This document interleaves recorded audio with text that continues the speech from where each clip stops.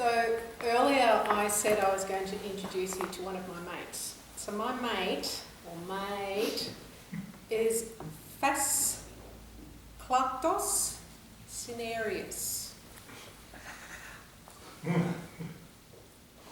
Wow. He's not a bear. He's a koala. His name is Kenneth. Even a few beer. He's not a bear.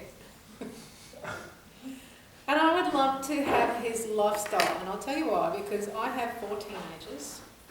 So I'd love his lifestyle, because Kenneth lives alone in a tree.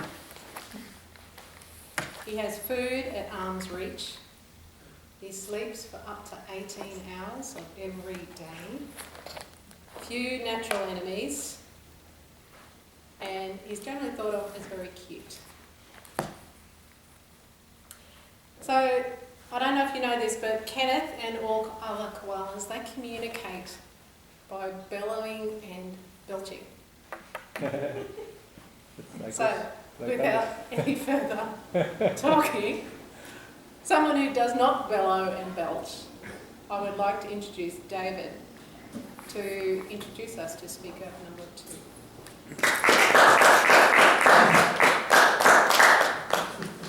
It's like Dumble Bay.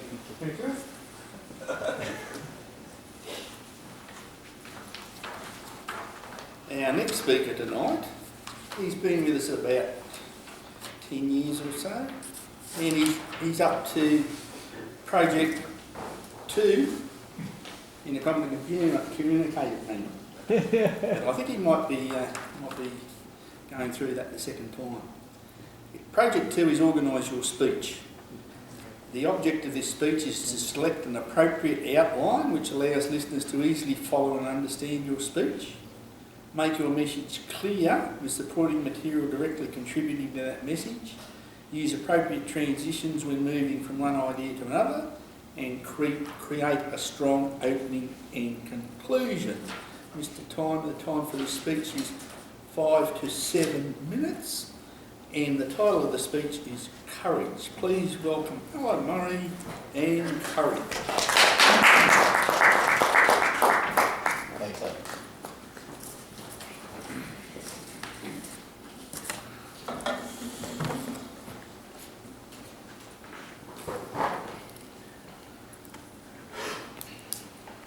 Charge! That's the word that was heard by many 18-year-olds, 20-year-olds and 25-year-olds in the trenches of World War II. And although each of them had put in all the years to get to that point, many of them understood that life as they knew it would end in 5 seconds. And it did. Franklin D. Roosevelt said courage is not the absence of fear, but the assessment that something else is more important than fear. There are many examples of that, and I had the opportunity to witness the whole idea of courage years ago.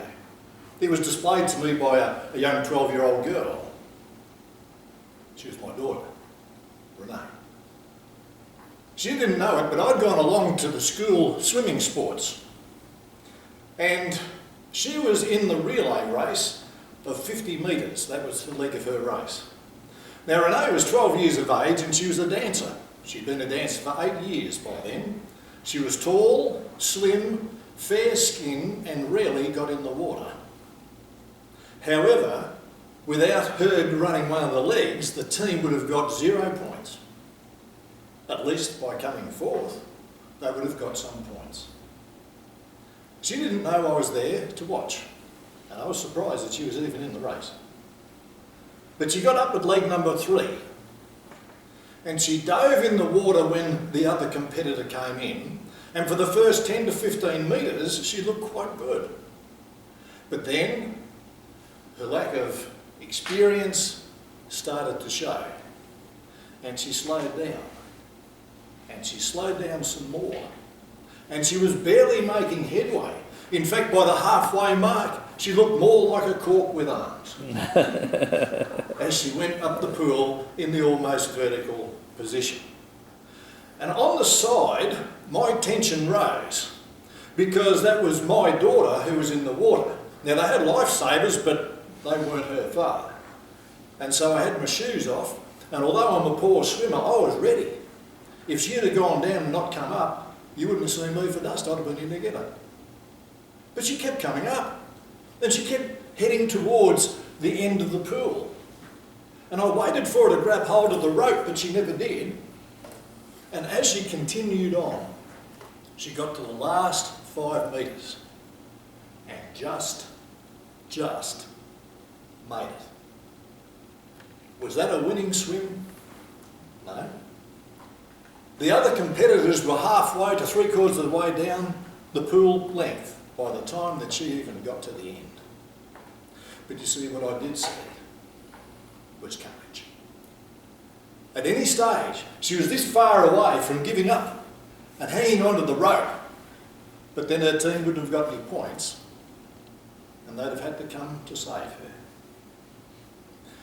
And as I was watching her do this, I got to a point where I had a flashback of a speech that was imprinted in my mind that I'd found out about some years before. It was a speech by a chap called Theodore Roosevelt. He was a president of America. And on April the 23rd, 1910 in Paris, he produced a speech.